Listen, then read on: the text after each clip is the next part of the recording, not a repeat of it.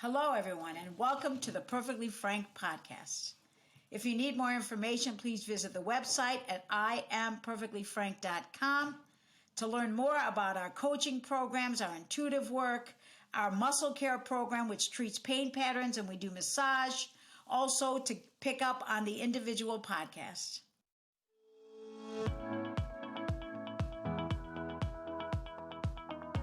Hello, everyone. Welcome to They Call Me Perfectly Frank.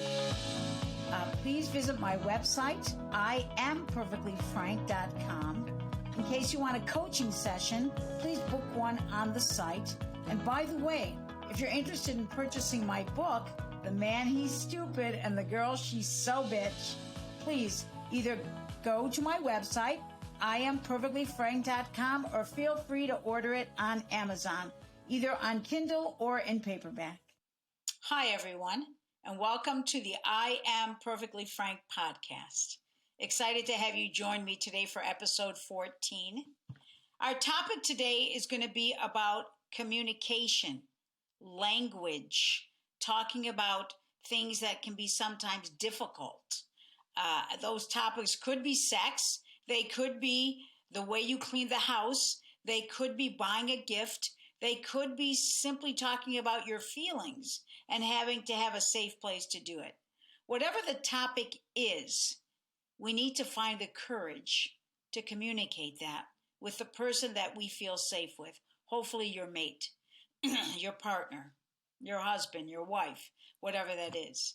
Men don't usually come to women and say, hey, babe, I need to talk to you about something. They just start talking while you're cooking or whatever. Hey, you know what? I saw so-and-so today, and, that got me thinking about a family vacation. Like, we haven't had one in a while, and I'd love to go. Can we set up some time? Or they just come in and say, hey, I saw Bob. They're going to go hunting in 2 weeks. I'm going to go with them, right? And you're like, what?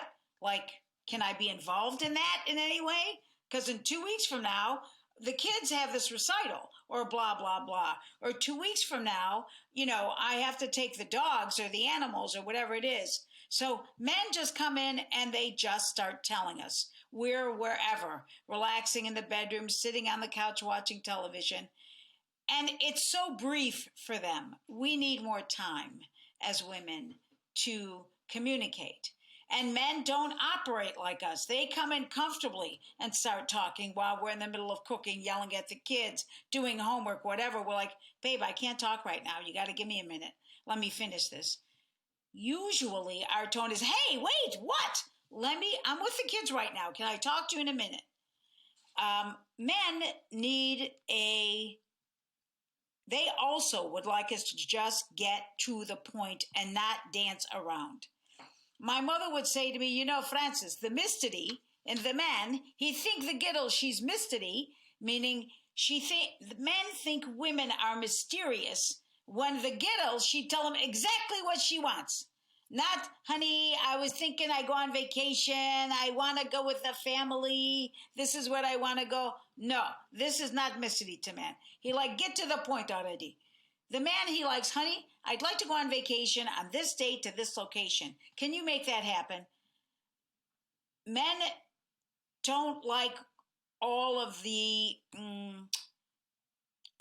chit chat to get to the point. Just get to the point. Tell me what it is you want. I don't need all of that. Or if you go and you talk to your mate, your partner, especially from a female to a male, or to the partner that is the more dominant partner, to go to them and say, today I was thinking, I had this issue with my friend. I'm not really quite sure what to do. They just wanted to get to the point. I had a big fight with Betty. She pissed me off. I asked her to do something. She didn't do it. And now she won't talk to me. For a lot of our partners, they can't go there with us. And in my case, my partner would say, go call your friend Carla. So I'd like to break these topics down. First, I'd like to start with understanding language. The words you use matter. They matter. I'm not talking about cuss words. I'm not talking about common language. I'm talking about the way you put them together. How am I putting these words together? You really piss me off in that tone as compared to, you really pissed me off. Same language, different tone changes a lot. But let's try different language and both of those tones. What you did today really upset me. I did not like that. What you did today really upset me. I did not like that. The difference in the language is you really pissed me off is not specific. Whereas what you did today really upset me gives you a boundary of something. Okay, I did something today that bothered you. Now let me go, well, what was it that I did? Well, I asked you to take the garbage out. It was sitting right there by the door. I was on the phone handling stuff for the kids. You were only God knows where in your brain. You completely left it right there. I'm watching you walk out the door. That tone that I had is attacking. And as compared to going, you really pissed me off today, or, what you did today was really upsetting. That both are tone as compared to what you did today was pretty upsetting. What did I do, babe? What you did was I left the garbage sitting right there for you to take it out. I was on the phone dealing with stuff with the kids, and you just walked out. The person communicating the upsetness was clear and direct on what upset them. For men especially, just tell me what I did. I know you're mad at me, I get that, but what was it that I did? And by the way, they didn't do it deliberately, whether it's me to my husband or my husband to me. I don't care what your age is today. I hear my kids walk in the room and go, shoot, Mom, what did I come in here for?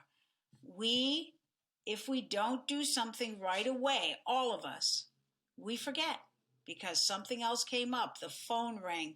Oh, yeah, I walked past the washer. I have to throw this in the washer. The words you use and how you use them will always matter. One of the ways you can catch yourself, and I would suggest this to everyone, is slow down. Slow down. Slow down. Both of us, the one you're talking to and the one that's receiving who you're saying, whatever you're saying to. Slow down. Anyone with tone that throws it out in tone, I can't believe you did that. Whoever is listening to that, it's going to get thrown back to them because that's like a little off-putting to be yelled at. Like, I was just standing here. What did I do? If you slow down, you might be able to say, I did not like the way you did that. And that's a much kinder, and it allows the other person to communicate back because it's like throwing a ball or a snowball. It just throws you back like, whoa, whew. And a lot of us, not just men, a lot of us, children, men, women, will go brain dead, and our natural response is to come back with an attack or with a tone, and that tone in itself is an attack.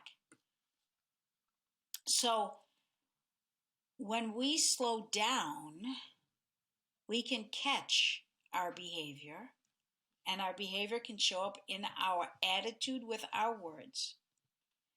And by the way, the person that it's serving is the person giving it out and the person receiving it. It's very cool because if I give out tone, I'm giving it, it's causing me to be anxious and uncomfortable and attitude-y, and that does not feel good. And the person receiving it is feeling that same kind of thing. But they may also have anger. Well, I think it's the same feeling. Whereas if you slow down and you pause and you think, you're going to get a whole different response. A response that's more loving, that's more considerate, that's more kind. And I'm talking about this slowing down for everyone, everyone. The most important person in your life is you. The most important in my life, the most important person in my life is me. as I should be. Not my children, not my husband, not my career, not my mates. It's me. When I consider myself first, I'm considering everybody else. Because when I'm calm, I can give out calm. And as we recognize that this person did their behavior, not them, but their behavior did something that was not comfortable to me. It doesn't make them bad or wrong. All it means is they did something that I did not want them to do, or they didn't do it the way I wanted them to do it. And most of us are going to do things our way. Even children, yes, we teach them, but they came into this world fully whole. We're showing them a way. That doesn't mean our way is right or wrong. It just means we're showing them a way. And Khalil Gibran, the great prophet, wrote in the book called The Prophet, in his book, you can lead your children to water, but you cannot force them to drink. You can stick their face in the water, but you cannot force them to drink. That's true about every single one of us. Every single one. And if you could back up and see how your behavior is not serving you, you'll get more in touch with it, and you'll create a behavior and a language that does serve you.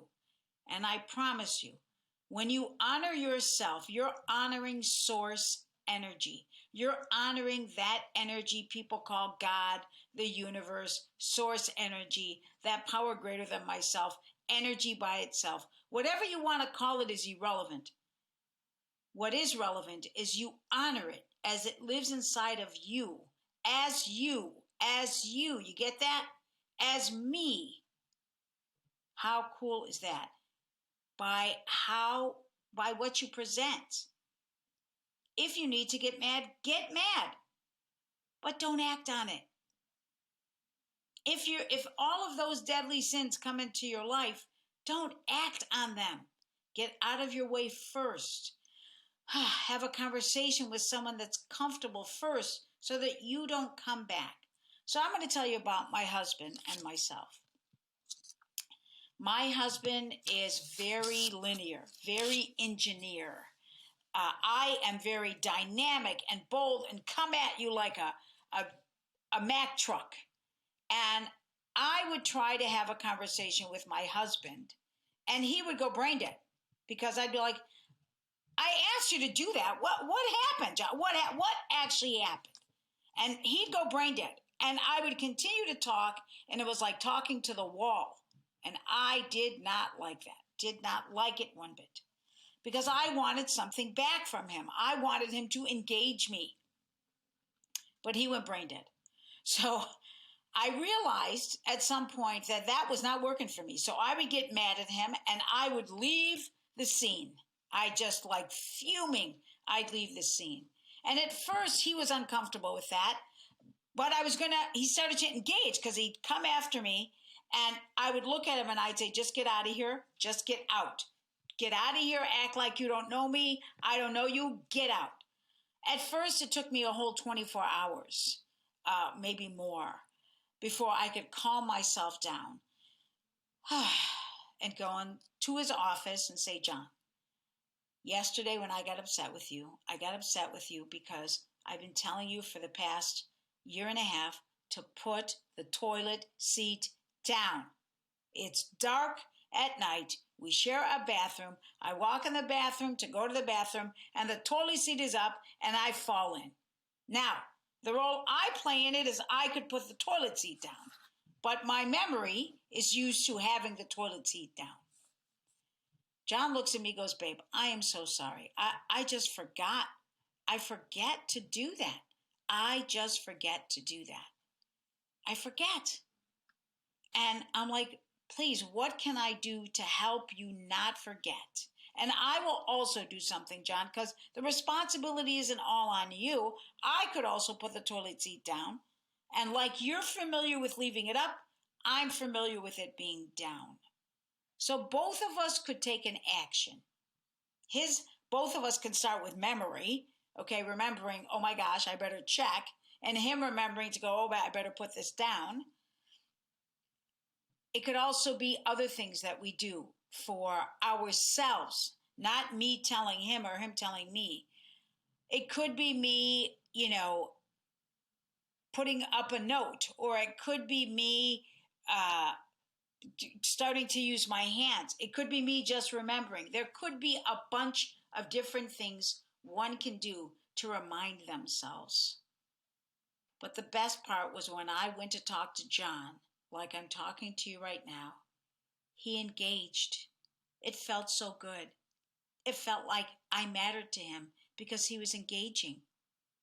And 24 hours earlier, when he went brain dead and had that look on his face that was dumbfounded, I wanted to beat the shit out of him. But that wasn't going to serve either of us.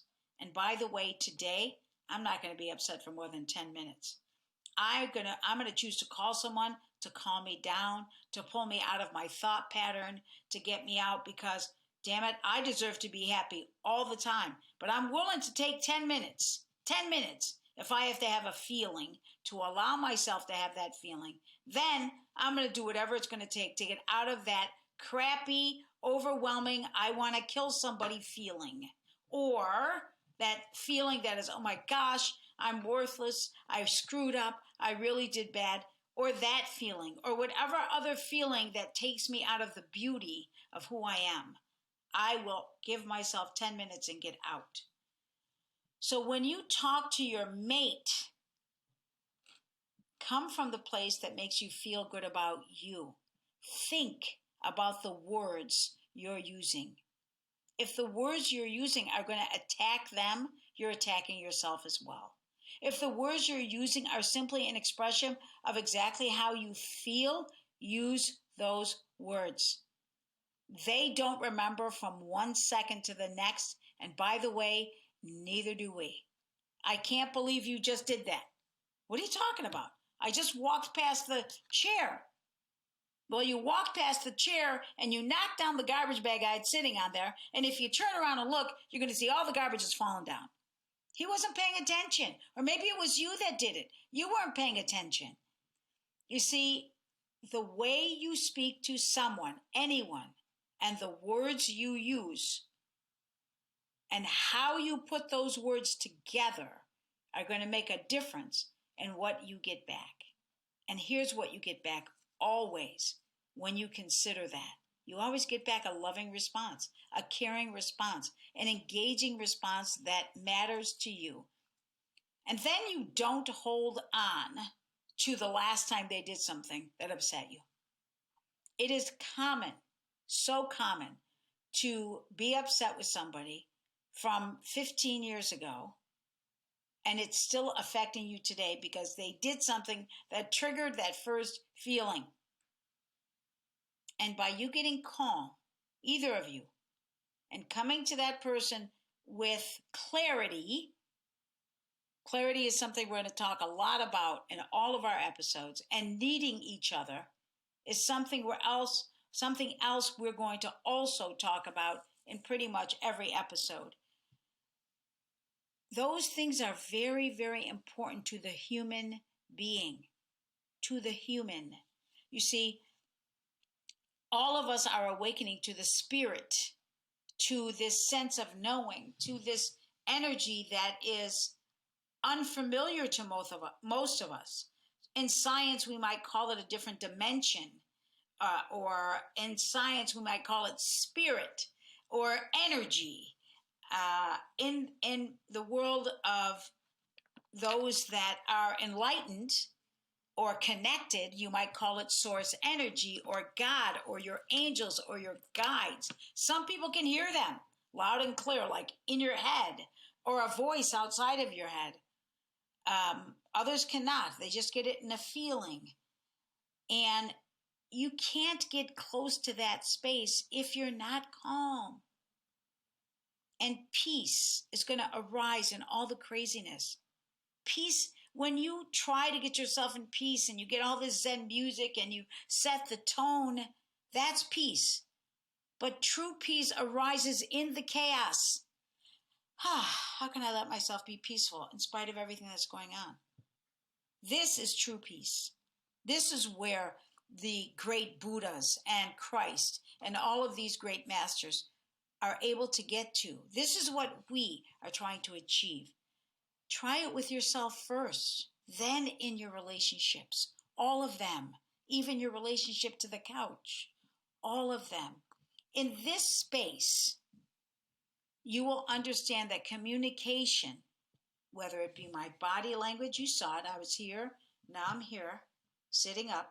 For those of you that are just listening, my shoulders are slumped down, my head is leaning forward, or I open myself up, my shoulders back, my neck looks good, I have a smile on my face. That is a nice, peaceful place. And all I'm doing is having a conversation, by the way, with a screen, hoping that those of you out there are listening. Language is a very personal thing, and it's something we are taught. Take the tone out of it and think of the words you are using. You don't need me for that, but it's going to take some effort to get out of your own way. I'm not asking you to change who you are. I'm asking you to observe who you are and see if you like it. Go, I was always raised like this. This is what I always did. I don't necessarily know if I like it. I think I want to slow down. I think I want to calm the tone of my voice. I think I want to use different language like, thanks, babe, for throwing out the garbage. And him go, I didn't throw out the garbage yet. Really? Well, you know what? Thank you for when you do. As compared to, hey, did you throw out the garbage yet? Which is kind of accusatory, right? Like already you've assumed he has not. Change the language. And sometimes, I would say in my case, all the time, I have to ask somebody, does that sound accusatory? Yes. What do I really want to say? Babe, did you throw out the garbage? Yeah, I threw it out an hour ago. Thank you so much, honey. I appreciate it. Get to the point. Or, you know what? I noticed you threw out the garbage. Thanks a lot. Yes, you have to do it every day. Yes. My husband one time tried to say to me, can't I say I love you until further notice? And I looked at him like, are you kidding me? I said, no, I need you to tell me you love me and mean it often. Doesn't have to be every day, but often. I need to know you're thinking about me. I need to know that you love me. I need to know that today you love me. Today is a different day than 2 weeks ago. I need to know you're looking at me, that you see me, that you hear me. By the way, every human being needs to know that. Our animals sure do. Our children sure do. We should do it with everyone. It would be a valuable commodity. It also inspires a person when we don't yell at them or have tone with them. It inspires them when we can have clarity with them and, believe it or not, be perfectly frank without a tone. To say to your child, I really loved what you did the other day. How do you feel about yourself when you did that play? Did you feel good about yourself? Yeah, Mom, I felt great. Not, oh, you did such a great job. Tell them afterwards that you agree. Let them feel what it feels like to have accomplished that. Then say, I did too. I thought you did a great job. I agree with you. The same with our husbands. To say thank you up front, even though there's a sense of sarcasm in there. Thanks, babe, for throwing out the garbage. You know, I didn't do it yet. Well, thank you for when you do. Even though there's a sense of sarcasm in there, we will inspire in them to get it done. What we need to remember is men don't operate like women. We can multitask. We can do things, a bunch of things, and remember them all, whether it's we wrote it down or whatever. Men are not that great at it, so we might have to repeat it several times in the day. Babe, I noticed the garbage is still there. Could you take it out soon? Babe, I need you to take the garbage out right now. Could you do that, please? And when they start to say, this will also be true with our children, when they start to say, can I have a minute? I'll do it in 5 minutes. I need it done now. But Mom, I know, honey, I need it done now. If you want me to cook dinner, I need it done now. It's hard to keep our tone down because time is a valuable commodity. Or is it that valuable? Maybe the more valuable commodity is staying calm. Maybe the more valuable commodity is going, I don't want to yell at you. You know what? If the food is burnt, it's burnt. Maybe they'll figure out that when I ask them something, the food's going to get burnt if they don't do it in a timely manner. In my case, in the bathroom situation, what I chose to do was give my husband a different bathroom in the house. He could no longer use the bathroom I was going to use because I couldn't figure out to remember to close the toilet, put the toilet seat down. And I observed in him, he couldn't remember to put it down. So I said, okay, I need a solution. I don't want to get upset with me. I like not being upset with him. So I'm going to change the whole situation. Do whatever it is you need to do. I'm okay with that, just not in my bathroom. That worked for me, worked for him. We now like having our own bathrooms. Best thing that ever happened to me. But what also is one of the best things that ever happened to me was learning how to turn the tone down, was recognizing that I could not talk to my husband about everything, that I needed my girlfriends. Sometimes I needed my girlfriends to talk about my husband and use language I wouldn't use with him and get irate and get angry. Sometimes I needed my girlfriends because my husband didn't know how to go into that deep emotional space that I needed him to go to. He would actually say to me, Frank, call Carla. He would actually tell me to go talk to somebody else because he couldn't go there with me, which he said it in such a loving way. And it made sense. He wanted someone to help me out of my space, and he knew he couldn't do it. So as you travel through this space of communication, find a solution. Whatever the solution might be, I've only given you a few. They're not all of them. I would continue to offer you the thought that if you consider yourself first, find that place where you can have peace in the chaos. All right, you know what? I don't like yelling at you. I don't like my body all tense, all squirted up. I don't like the wrinkles it's giving me. I'm going to slow down. I'm going to find my space. And if I have to talk to somebody, so be it, because we need each other. And being perfectly frank doesn't have to be cutting. It just can be calm and clarity. It can be calm and clarity. And sometimes, actually, I have found all the time, when you tell the person exactly what it is you're feeling, it may hurt them for just a few moments, but now they have a space where they can come from solution as well. So thank you so much for listening to this 14th episode of I Am Perfectly Frank. I would love to have your comments. I'd love to know if you've read the book, The Man, He's Stupid, and the Girl, She's So Bitch. Ask any question you would like. I look forward to seeing you on the next episode of I Am Perfectly Frank. Veterans Van Lines, 248-889-8888. In business for over 40 years. If you're a veteran, you can own one of these. 248-889-8888.